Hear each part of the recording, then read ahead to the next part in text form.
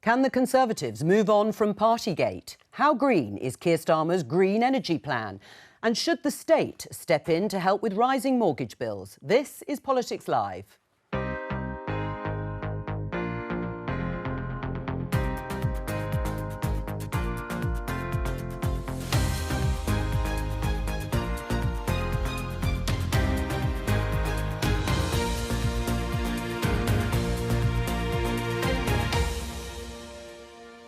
With me today, Conservative MP Matt Warman, Shadow Business Secretary Jonathan Reynolds, political reporter for The Sun Noah Hoffman, and the host of Politico's Westminster Insider podcast, Alva Ray. Today, MPs debate the report into Boris Johnson and Partygate. This is a matter for the House, not for the government, and that's why each and individual colleagues will make up their own mind when the time comes. We'll assess how damaging this has been for the Conservatives. Also today, a credible plan to manage the change, to protect good jobs, create good jobs, no cliff edges. Keir Starmer says he's going to throw everything at going green, but he also says we're going to need oil and gas for decades. Which is it? And as mortgage costs continue to rise, should the government step in? The worst thing to do would be to spend money in order to provide a short-term relief.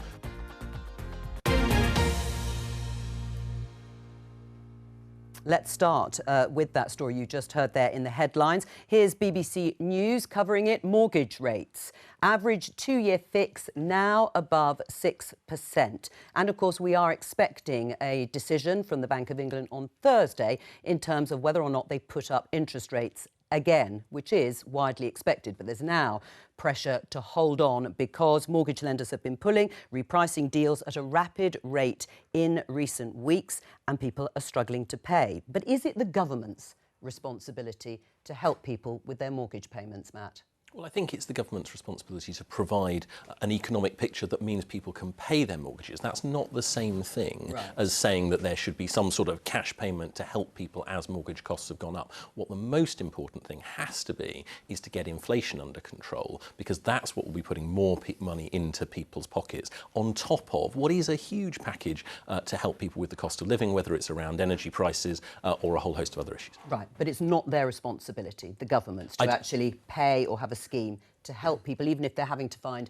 hundreds of pounds. I think for the government to subsidise mortgage costs would simply be saving up a cost that would come back to bite us later. Do you agree? Is it the government's role? So, to state the uncomfortable truth, when the Bank of England puts up interest rates like this, it is designed to take money out of the economy. So it's very, very painful, but it is designed to do that. What we should be interested in and focused on as politicians is why are people and why is this country so exposed to inflation? That's everything from our energy policy, which has left us particularly exposed, but crucially in this case, it's the price of housing. And the reason this is so much more painful than the 1970s or 1980s is that people have so much more money they've borrowed, and that comes down to not enough homes being built.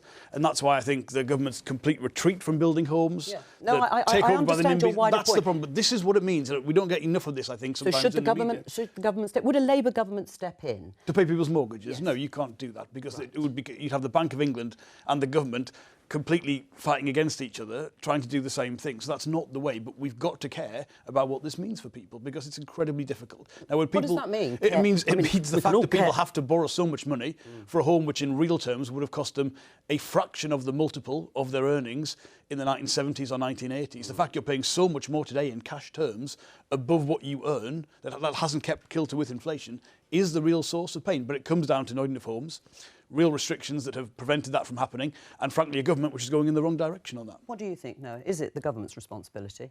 No, as much as many people would love the government to step in. Matt and Jonathan were correct. There isn't this endless supply, and also it would put government at odds with the Bank of England. But I just wanted to reiterate what Jonathan said about this huge issue the Tories have with housing, which I think, Matt, is going to come back to bite you at an election. What does anyone who is sort of young, even middle class, we've done everything right, we've gone to university or, done an apprenticeship, we're working in good jobs, we're working hard, we can't afford houses. It's not fair, it's not what we were promised. And now then there's this issue with extortionate interest rates, which the Bank of England argue are necessary, to tackle inflation. What are you going to say to people when they ask you about that on the doorstep come a general election? And the huge challenge has to be to get those house building numbers up further. Part of this is also about controlling immigration. I think we shouldn't leave that out. But it is about the supply versus demand. And we've seen a huge shift. We have seen some success from the Conservative government in building houses, but it's no secret that we need to do a huge amount more. Right. There is a slightly unfortunate photograph of Michael Gove, the Secretary of State responsible for housing, out campaigning for the by-elections this weekend, holding a leaflet with a little tick beside a statement saying, "We've slashed house building targets in this area." So unfortunately, that's the national picture. Noah's absolutely right. Housing is a huge issue, affecting so many people in different ways, whether it's worries about mortgage or about rent costs. But then actually in certain constituencies that the Tories are trying to hold on to, they're actually presenting a completely different message. I don't know which it is. And of course, mandatory house targets have also been scrapped by the government, by Rishi Sunak. But do you think the government should step in? Is there a moral imperative in the way the government obviously saw with energy bills and paying people's wages during the pandemic? Is this different when it comes to the struggles that many families and households are going to face to try and find the money for the rising bills? I mean, I think there's been a bit of a change in politics since the pandemic, where it became much more normalised for governments to step in and provide that kind of support. And since the pandemic, where we saw so many government interventions, I think Liz Truss felt there was this overwhelming pressure before she became Prime Minister to do something big on energy bills. We don't talk about that much, but she really quickly made a pledge to help people with their energy costs, which was more than the furlough scheme. And we didn't have a big moment where we all sat around panels and talked about that in the same way, because the pressure was different. And I think that there'll be people watching this who hear the reasons, it's as stated by Matt and Jonathan, but who just feel so worried about this. It's a very intimate way in which people are affected by what happened a few months ago, Liz Truss and Kwasi Kwarteng. And I think they'll just think, well, what do I actually do? It's lovely that we're going to try to get inflation down, but that's so abstract. What do I do when my mortgage costs go from £1,000 to £6,000 a month or something crazy? But I do think it's also important to say that what is the thing that troubled the markets most about the mini budget? It was that enormous taxpayer commitment. And I think that help with energy bills was obviously the right thing to do. It was obviously essential, but you do have to try and square that circle. Is that what it was? Well, no. I mean, the thing about the mini budget, Matt, was actually that huge spending item, as I said, that was expected. The markets took that. What they couldn't accept was the complete irresponsibility of slashing the top rate of tax, a whole range of other. Come on, Jonathan, you know that made no difference whatsoever to the markets. It was the multi-billion pound No, I strongly disagree, because that was you had around already, the energy price. How much was it worth? How much was it worth in the end, Jonathan? The whole of the... No, the idea of slashing the top rate of tax in cash terms, it was several billion. It was several billion, but I mean, let's be honest, we've never seen in any budget ever before a real terms increase in the cost of borrowing for the government, whilst the Chancellor's on his feet giving that statement. I mean, I was looking at my phone, the markets went crackers, the pound went down, and it just continued, and then obviously Kwasi made it worse by doubling down on it, but that was at the heart of it. That is the circle that government has to square. It's how do you balance the cost of helping people when we know helping people in the instance of mortgage interest would be the right thing to do? Well, another way of helping, and in this case it's inflation. Well, another way of helping people, of course, in terms of tackling cost of living pressures would be to cut taxes, which is what the Conservatives keep saying they're going to do, and they're a low tax party, despite the fact that we have the highest tax burden in 70 years. The Sunday Telegraph, Jeremy Hunt, Chancellor instructs Whitehall bosses to find spending and job cuts at the moment. Are they affordable? Will they ever be affordable between now and the next election, a cut in tax? Well, the Chancellor's been very clear that that's what he wants to do. Obviously, there will be a budget coming up before the end of this year. Would you like to see it? Well, what I want to see is an affordable package, and what that has to mean is both putting more money into people's pockets, of course it does, but it also means making sure we've got the resources to fund the public services that people need. So that balance is something that I think will probably see a decision made much closer to the time than it is now. Because, for instance, we're also seeing government borrowing costs rise as interest rates rise. So there are lots of factors to take into account. The idea that we're going to sit here now and say, right, this is the plan rather than this is the aspiration is obviously daft. Let's have a look at this headline in the Financial Times, because this afternoon MPs will be gathering in the House of Commons to discuss the damning report into Boris Johnson, who urges allies not to oppose damning report into his conduct. This is a headline from the weekend. It follows the release of the Privileges report, which concluded that Boris Johnson, the former Prime Minister, deliberately misled Parliament over lockdown parties. The report was published last Thursday, recommended that Boris Johnson be suspended from the Commons for 90 days if he'd remained an MP. He, of course, had already quit as an MP some days beforehand. It also recommends that Boris Johnson be denied a parliamentary pass, which he would normally be entitled to as an ex-MP, and that was because of his interventions and labelling the Privileges Committee a kangaroo court. How are you going to vote this afternoon, Matt? Well, I'd say two things if I can, and I'm conscious that what I'm going to say is that there is some tension between the two. The first is that, for me, Parliament needs to go back to the convention of saying we have delegated to the Privileges Committee the right to judge members of Parliament in this way. Parliament needs to accept that the Privileges Committee has that authority. I think you reject the complaints and the labelling of the committee by colleagues of yours. We as parliamentarians have set up a system that sets that up. If you're going to challenge the system, fair enough. I don't challenge that system. I think the system has to persist. Now, therefore, and I think the fact that we voted against the Owen Paterson report, I think from a personal level, something I deeply regret, the way the government behaved. I think it was an aberration, and we now are where we are. But I think if you're going to say that we're not going to delegate that responsibility, we're going to imagine that every member of Parliament is somehow on the committee themselves, it is right that we look at the evidence, we say, what would I have argued for if I was on that committee myself? And so I sit there looking at the report, yes, and I think, well, actually, would I have argued for a 90-day suspension? Would I have wanted to understand why that was the conclusion that they came to? And as Michael Gove said on Sunday to Laura Kuenssberg, I think there are lots of things that I know I would have wanted to ask if I was on that committee. But the bottom line is, what are you going to do this afternoon? Are you going to back the report and the sanctions? So I come to the conclusion that there should be no vote this afternoon. Parliament should say, this is the responsibility of the Privileges Committee. We allow them to get on with it. But ultimately, just as I did with the Margaret Ferrier report subsequent to Owen Paterson, then I think abstaining is the right logical course if you don't agree with every single word, but you do accept the Privileges Committee. So do you broadly think the 90 days was too tough? Well, so I think that if I was on the committee, I would have asked the question of the chair, for instance, why is it you think that we're going to extend this repeatedly? But I come back to Parliament should be backing the principle of the Privileges Committee, which is more important than any one case. I know you're going to obviously be backing the report, but just before I get a fuller answer from you, no, it's interesting that Boris Johnson called off his allies not to oppose the report into his conduct. Is that because there just weren't enough people who were going to stand up for it? It would have been embarrassing today if it had gone to a vote. Yes.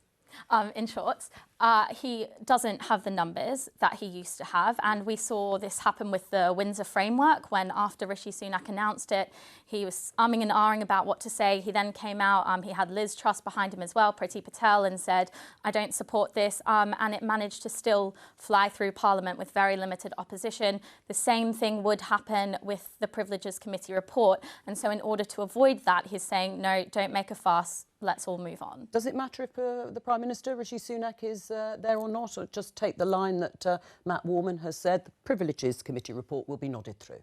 Of course it matters if he's there. And I've got to be honest, I am so sick of the Conservative Party over this and all of these reports and these shenanigans. I don't mean this personally, Matt. I would fire you all into the sea the way you behave over this. Look, the report itself speaks for itself. People shouldn't listen to a Labour MP like me give the case. It's 8 or 9 pages, executive summary at the front. Read that, and it is forensic, and it is absolutely damning. And if the Prime Minister is so afraid of his own MPs, I mean, who is he afraid of? Bill Cash and the Boris gang? I mean, this is ridiculous. Of course he should stand up for high standards. Of course he should be there.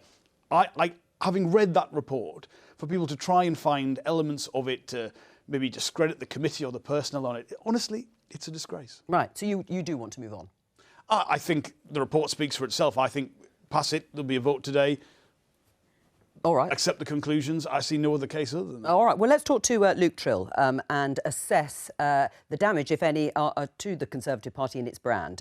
Luke is the director of More in Common, who are public opinion researchers. Welcome to you. How damaging has this Partygate row been for the Conservatives, Luke? hugely damaging to the party, much more than your typical Westminster scandal. And the reason for that is that during the pandemic, everyone has a story. They have a story of something that they missed, a wedding, a funeral, their children being able to sit exams. Everyone has a story of sacrifice. And when you contrast that with what's emerged over the course of the past couple of years, what was happening at the heart of government, fast forward right to the images that we saw this weekend from CCHQ, it really sticks in people's throat as one of the most egregious examples of one rule for them, another for us. So that's one reason it's so damaging. But the other reason is it's so damaging is the continuation of this story just makes people think that the Conservative Party are addicted to chaos. You know, they're much more interested in the discussion you were having just before about mortgages and just don't understand why this government can't move on and focus on the real issues which are affecting people, and instead is trapped in this loop of dealing with sort of internal psychodrama. Do you think they can move on from, to use that hackneyed phrase, do you think they can move on, improve their standing ahead of the general election? Well, there's no doubt some of the damage that has been done, you can't move on from. And when we chat to people in focus groups, they say, I'm sorry, for me, this was the final straw. But I think for others, there is an opportunity to move on. And I dare say that I think the Prime Minister is in danger of missing that moment today if he doesn't come and vote on the report. Because what we increasingly hear is Boris Johnson is gone off the stage, and yet he keeps making so much noise, and Rishi doesn't stand up to him. And it's starting to make the public feel like the Prime Minister isn't quite as strong as he needs to be in leading the country. So I think one big step to moving on would be the Prime Minister doing that. And then I think the second thing has then got to be moving beyond this drama and a relentless focus on improving people's everyday, giving an answer on the cost of living, the NHS, interest rates. That's really the Conservatives' only hope at this point. Luke, stay with us.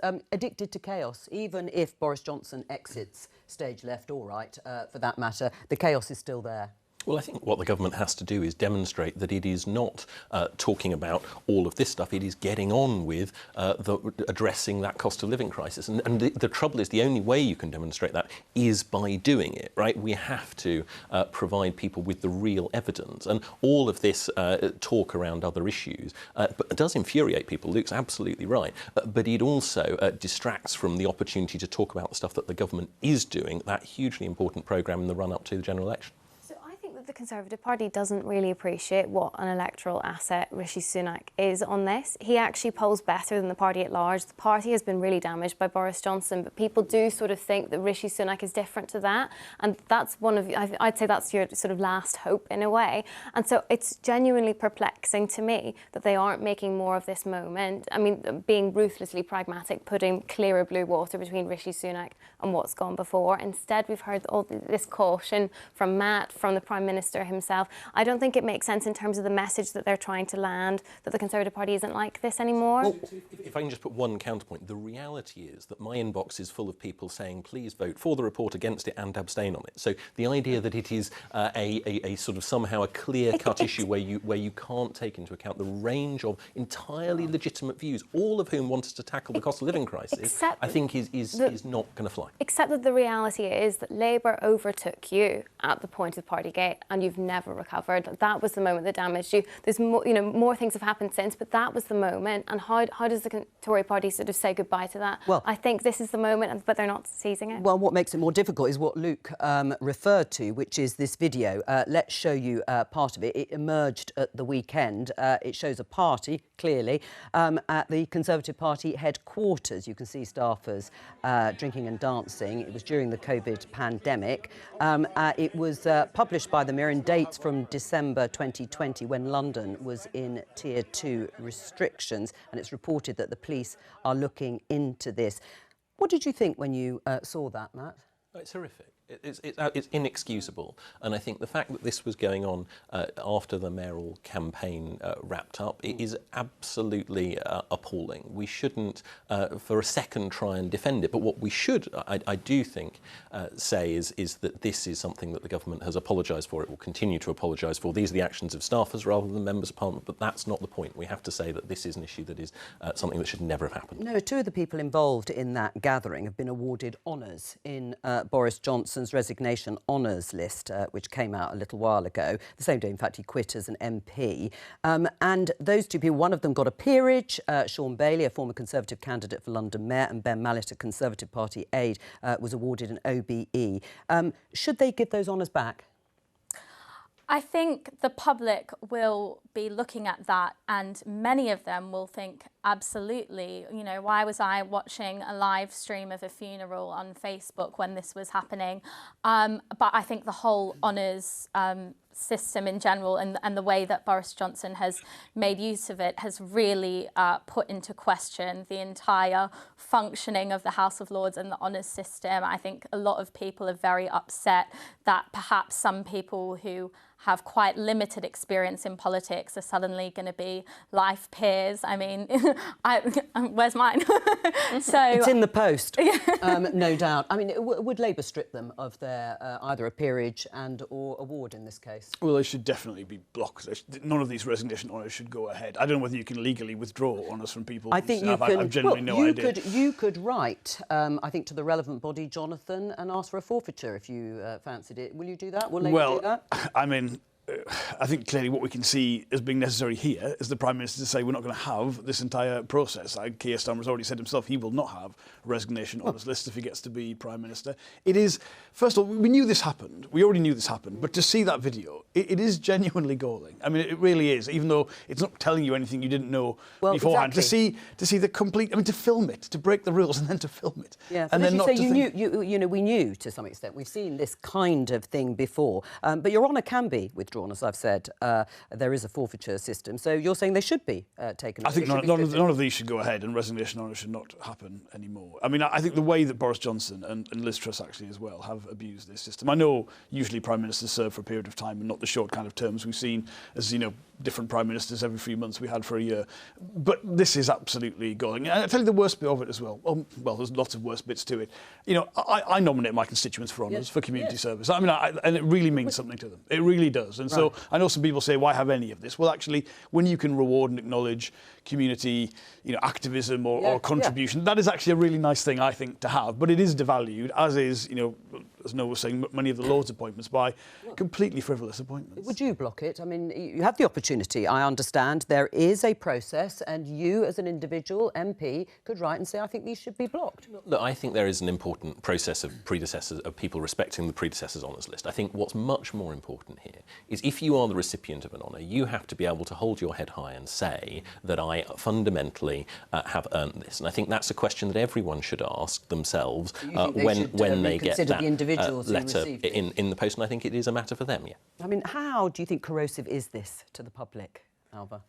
Well, Labour's been having this big debate because Gordon Brown took on this commission for Keir Starmer looking into devolution and how they could restructure things in the country. And I suppose the counterpoint to all of this is that actually Labour's been having a big ding-dong privately over whether they can afford to spend all the time to actually make meaningful reforms. The second that you actually think, why don't we get rid of the House of Lords, or why don't we make it a completely elected chamber, actually all the stooges in the Labour Party even just think that's a bit too radical. We don't want to waste too much time when we first get in. And so I think we'll probably, if Labour does win the next election, we'll see a very sort of muted version of that, but not the full hog. Luke, a final word from you before we let you go. Yeah, well, at the best of times, the public are fairly sceptical about the honours system. But I think what we've seen in recent weeks when we've spoken to people about it in focus groups is that now they're kind of flabbergasted. They just don't understand how these people who, as far as they can say, either didn't do very much or actually did quite a bad job or broke the rules and now being rewarded for that. It really, again, sticks in the public's craw and is just damaging to people's perception of politics right across the piece. Luke Trill from More in Common, thank you very much. And just to let you know, as we have said before, you can now listen to Politics Live as a podcast, so you can catch up when you're on the bus or out walking the dog or whatever you do in the afternoon. Search Politics Live on BBC Sounds. You can even subscribe so you never miss an episode. Watching, of course, live is best of all. Let's talk about Labour's green pledges and commitment to make Britain a clean energy superpower and to cut bills, create jobs and provide energy security security. Keir Starmer, the Labour leader, has been making a speech in Edinburgh. It follows a controversial announcement that Labour would not grant any oil and gas licences once they get to government. But it has caused something of a backlash with the unions. Earlier, in an interview today on the BBC, Keir Starmer said this. Oil and gas, as you know, will be part of the energy mix for decades to come, probably into the 2050s. But it is dwindling, and we've got to have a plan for what comes next that comes up alongside that. I think that one of the big mistakes that was made decades ago was when we knew that coal mining was coming to an end, we didn't have a government with the courage to plan for what happened next. Well, that was Keir Starmer. Which is it, Jonathan? Is it oil and gas companies, you drill all you like for the next 18 months and have all the licences granted to you? We will let that happen, and only when we're in government will we not grant any further. We're going to have oil and gas for decades. There's no contradiction at all in what Keir Starmer has just said in that interview. So we do believe that we've got to go for this clean energy sprint, that is the long-term answer on jobs, prosperity with oil and security. gas until the 2050s. Oil and gas on the existing fields we have in the North Sea and as part of our energy mix will continue to play a role right up into 2050. There's no cliff edge, there's no taps being turned off. There are particular needs that go beyond the electricity system, for instance, in industry and in domestic heating for things like gas. So all we are saying is there's no long-term feature in adding more licences to that extraction. But that extraction isn't going to go away. And we accept companies will have to make decisions now. They'll need some investment certainty. So it couldn't be any clearer than saying we're not going to revoke or end any licences, but we're not going to grant new ones. We're going to basically go for hydrogen, for offshore wind, for more solar, for taking the ban off onshore wind, for carbon capture, all these exciting new technologies where the jobs are no consolation prize, they're far in excess. Well, let's see what the co-leader of the Green Party, Adrian Ramsey, thinks. Welcome to you, Adrian. It sounds perfectly sensible. We don't want the lights to be switched off. We don't want lots of people to lose their jobs. So Labour is saying, let's continue with the transition from now until we win the election, and then we'll phase it out over time. What's wrong with that? Well, I think there's a lack of clarity over Labour's position. If you look at the announcements they made 10 days ago, they backtracked on their previous £28 billion promise to invest in the green transition that we all want to see. So it's unclear what investment they're willing to put in. And in terms of new oil and gas licences, I'm not clear from what Keir Starmer said this morning whether Labour will come out and clearly oppose the Rosebank oil field, which, if it's given the go-ahead in the coming weeks, would emit the same amount of carbon emissions as 28 low-income countries. So we would, just from that one oil field, be emitting more carbon emissions than 700 million people in the world. All right. Labour needs to take a clear stance on this, and that's not just about a position for when there may be a change of government. It's about creating an environment where investors are given a strong message from all political parties that we want to see the investment going into renewable energy, not into major oil and gas exploration that will completely bust any sort of climate targets. Jonathan? There couldn't be any clearer, Adrian. We will not revoke any oil and gas extraction licences when and if we form a Labour government, but we are not for granting further ones. And there is still a clear set of dividing lines between ourselves and the Conservative Party on the need for an active industrial policy, investing money alongside planning reform, changes to national grid that will deliver a clean energy system by 2030, well ahead of the government targets. But I would also say, respectfully to anyone in the Green Party, it's only Labour that can do this transition, because obviously yourselves, you oppose things like nuclear power, which we think are an essential part of the mix. The Green Party around large parts of England is very much a NIMBY party, opposing everything from new housing to new infrastructure. So therefore, I would say the balance between yourselves and the Conservative Party with the Labour Party in the middle, exciting, big, bold plans to get not just net zero delivered, but the economic benefits of that. It's Labour that's the big story there. You know that's an outdated trope. Green councillors around the country are promoting the right sorts of developments that we want to see, supporting the huge opportunities that we have in home insulation, in renewable energy, in public transport, in supporting local farmers with this transition to a fairer, greener country and economy. And Labour are holding us back in far too many ways, giving developers carte blanche to allow new developments to go ahead without requiring the renewable energy and the home insulation that's needed. And Labour's plans to insulate people's homes around the country are inadequate. You're looking at getting homes to EPC level C. We need to be insulating homes thoroughly to really keep people's bills down, make the most of renewable energy and tackle the cost of living crisis. John? And if we're Well, going to 19 million homes into EPCC is a huge commitment, as is our commitment to the transition of the steel industry to green steel, to build gigafactories so we can have electric vehicles and maintain the automotive sector in the UK. But I'd say again, there are technologies that are essential to the transition and to the economic benefits and national security being accrued to the UK. I think the Green Party's opposition to those technologies, particularly nuclear and small modular reactors, means that you cannot deliver that, whereas we've got a plan which is not just about net zero, it's about the economic benefits and national security being here in the UK, that I think is a compelling economic offer, as well as the one on climate. Well, I'm picking up on that, Adrian, because Keir Starmer said very clearly in his speech that he didn't want to see a cliff edge. He compared it to the 1980s, when under Margaret Thatcher's government, all the coal mines were closed, or pretty well all of them, and it led, arguably, to the decimation of those communities. Isn't that what you're advocating now? Shut it all off now, and that will lead to a cliff edge economically. No, absolutely not. This transition needs to be planned, and we need to engage businesses, we need to engage trade unions in the huge opportunities we have in these skills in green industries. But the point about oil and gas licenses is that there's already enough committed that would breach safe levels of global warming, of greenhouse gas emissions. So to be backing new oil and gas licenses or failing to clearly oppose Rosebank, as Labour seems to be at the moment, is deeply irresponsible. And when we need to look at the numbers here, yes, they need to add up financially, absolutely. And the investment that we put in will more than repay itself in terms of the benefits to society. But the numbers have got to add up in terms of climate as well. Well, let me put that. Well, let me put.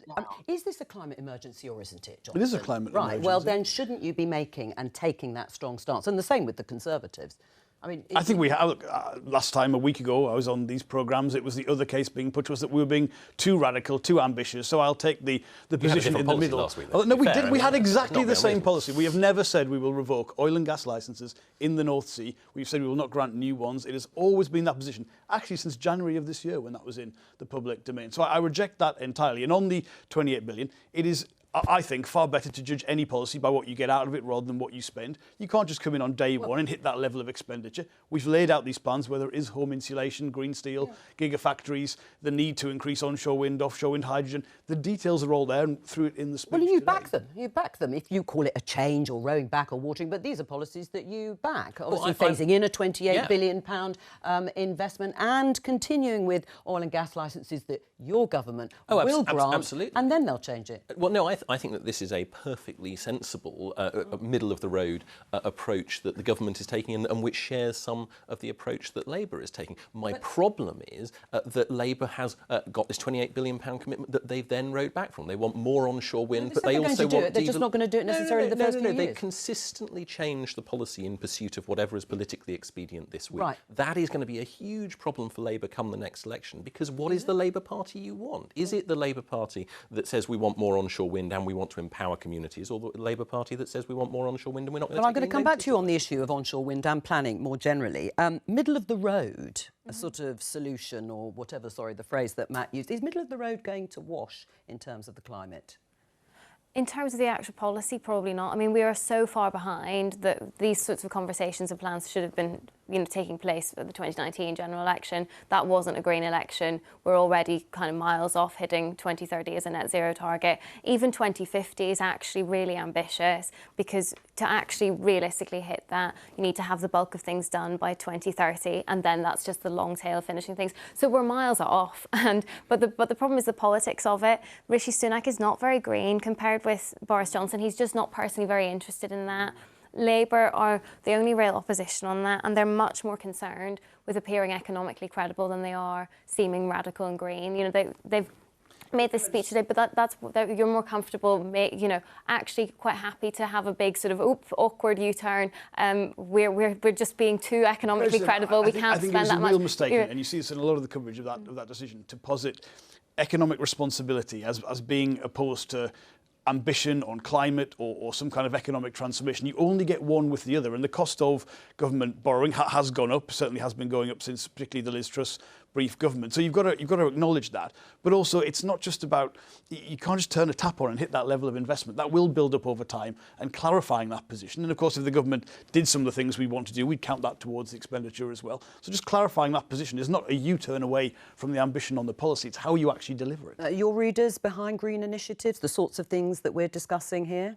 So the goal of net zero is a good goal, and it's, we are all very much aware of the fact that climate change is a real dangerous thing. We want a lovely, healthy, luscious green planet for our grandchildren. But we're not prepared to make the sacrifices. No, it cannot come at the cost of hard-up households who, at the moment's number one priority is the cost of living crisis and issues like the mortgage rises. That is the main concern with Labour's policy. Well, Adrian, I'll come back to you. Adrian, would you respond there broadly to what Noah has just said, that it can't come at a cost for hard-pressed families and households? We absolutely need to have a complete focus on the cost of living crisis, and the huge rise in energy bills is one of the reasons for that, which is why we've been arguing for a nationwide programme to insulate people's homes, to keep bills down and create jobs, as well as tackling carbon emissions. And in terms of the wider economy, we need to create a fairer economy as well. One of the ways in which we need to pay for this transition to a fairer, greener economy is if we could increase taxes on the very wealthiest 1%, even just a 1% wealth tax on the richest 1%, could create tens of billions a year that we could invest in these changes. And it's also an anti-inflationary measure as well to bring about a fairer society. What does everyone think of a wealth tax then? First of all, the cost of living crisis has been predominantly caused by energy costs, particularly not just to heat your home, but also for food costs and what that has meant. That is because of our exposure to fossil fuels, and we will never get past the risk of these crises till we reduce that exposure. And our plan today is fundamentally about never being in this position again, where we're not in a position where some event happens, in this case the horrible events that led to Russia's invasion, the illegal invasion of Ukraine. Yes. We never want to be in that position again, but we will always be at risk unless we fundamentally reduce that exposure. And just on the Clean Power Plan, our target for 2030, that honestly, in terms of ambition, is at the outer edge of what is possible, but that's why it's a stretching target. The government's is 5 years after ours, but doesn't really matter what their target is because they're nowhere near to hitting it. They've got none of the tools in place to do it. If you look at what the government has actually delivered, we've delivered a faster decarbonisation programme than almost any other country in the world, and we've coupled it... Up until this point, or recently, relatively speaking. And we've coupled it with huge economic growth around the jobs that go into that greener economy, whether it's on the banks of the Humber, building some of the wind turbines that are now off the East Coast and elsewhere. So there's a lot of work that has gone on. Yes, but there's been mixed messaging. I mean, there have been a lot of Conservative... There've been a lot of Conservative Prime Ministers, of course, so it's quite hard to keep up. But, Boris Johnson, I think, promised to drop the ban on onshore wind development. Rishi Sunak, well, it's still in place, isn't it? So that's not being developed because, as I think it was Alva said, Rishi Sunak's not as green, is he, as Boris Johnson. And on planning, Boris Johnson had to drop the planning bill and legislation because of opposition from MPs like you. Well, not MPs like me, but MPs of my party, that is true. Yes. I mean, I do, to some extent, take issue with Alpha's point. I think the Prime Minister sees both the necessity of that transition and also the huge economic opportunity that it provides for the UK. So I think it's important to restate the Prime Minister's green credentials, but it is also right to say that we have to have a housing policy that builds the right number of houses in the right places. Or just not enough of them. Well, exactly. We do need to build more. No one disputes that. Adrian Ramsey from the Green Party, thank you very much for joining us.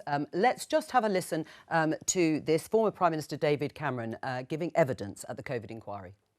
The inquiry has received witness statements from Jeremy Hunt, who was the Secretary of State for Health and then Health and Social Care from 2012 to 2018. Were you aware that during the time that you were in power, Mr Hunt laboured considerable concerns about the structural problems within NHS capacity and the workforce and funding, as he has set out in his witness statement? I've read his witness statement. He was a very capable health secretary. I worked with him extremely closely. Of course, he was always batting for the NHS and for all the extra resources he could get. These decisions were arrived at collectively. I agree with a lot of what's in his witness statement, where he says there's more that could be done, for instance, for future workforce planning.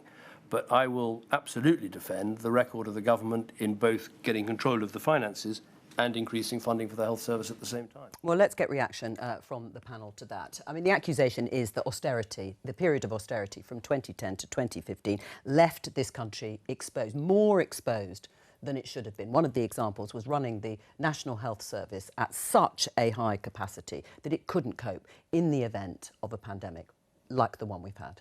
Well, I think the premise of the 2010 and indeed the 2015 election campaign was that the public finances were in such a parlous state. We needed to make some very tough choices. So Nonetheless, you admit they were affecting public services? Well, of course they affected public services. That was completely open in the election campaign and throughout the Parliament. What is important to say, though, is the thing that was protected absolutely throughout that process was the health service. And so I think we have to say that the austerity necessitated some immensely difficult choices. It's easy to look back with hindsight and say, well, maybe I would have done that rather than the other. I think the key point, though, is to say that they were difficult choices made knowingly and that they were protecting the health service above all other public services. I mean, hindsight is a wonderful thing in this case. Well, you don't expect me to say nice things about David Cameron or austerity. I mean, I would say objectively, you have to point out, first of all, Matt, that the spending settlements for the NHS under David Cameron's governments were very, weak, even compared to previous Conservative governments. I mean, this was a very difficult period. But better than huge numbers of other public services. I would like, well, yeah, that's relative. I would like this inquiry genuinely to give us something that we feel we will be better prepared for future pandemics, future events. And I think you do have to look particularly at the drastic cuts to local government and how that pushed more need into the health service, what that meant in terms of the capacity to absorb crisis when the workforce and the beds issue was so strained at the time. That would be genuinely useful. David Cameron's reputation is what it is and it's not very good, so that's not going to affect it. But let's try and learn some real lessons. And this was a period. There were political choices here. Corporation tax was reduced very significantly during that period alongside these very limited spending cuts. Right. You reversed that as a Conservative Party, well, I know, but these were choices. Let's look at them objectively and try and learn something from this. Are your readers interested in seeing a former Prime Minister like David Cameron answer questions about policies that they undertook during that period of 2010 to 2015 to see if we were prepared enough for COVID pandemic? I think above all, our readers are focusing on their grocery shops, which are becoming unaffordable, things like energy costs. But I think everyone appreciates that we need to learn the lessons. We need to know where government went wrong and right in terms of preparedness. Now, clearly, Labour did leave the country with a lot of debt that needed tackling. But then there's also this issue of priorities and were cuts made in the right places. And it is, I think, a bit of a scandal that the country wasn't as prepared as it could have been for a catastrophe like this. It was very unprecedented, but an issue, pandemic's not an unheard of event altogether, and there should have been more preparations in place. Will we be better prepared next time? For the pandemic, well, I think the problem is that the next challenge is not the one that we're familiar with. We're not going to have another coronavirus. Is it going to be a flu pandemic the way people were expecting? Is it going to be something completely different? It's preparing for the next thing. Is the challenge AI? It's these things that are on the periphery of government consciousness that actually prime ministers need to keep an eye on, even though it doesn't really affect their electoral prospect. It's such long-term planning, which we know government is quite bad at. That's the real challenge. Right, and I mean, that is something that you may have to deal with if you win the next election. Will you make those decisions ahead of time? Well, I think, first of all, you learn from things in British history, and this is what this process should do. I mean, all parliamentarians should seek to do so. I think if you compare, for instance, the resilience of the country when the global financial crisis hit compared to the energy crisis that we have had and the pandemic, I do think Labour's record is much more robust in terms of the health of the public realm, the health of public services, than the Conservative parties. But it's, this is all with retrospect and hindsight. What matters is the future and taking that seriously. The storage of PPE, all of this needs to be done better. We're out. I have to say goodbye from all of us here. Thank you.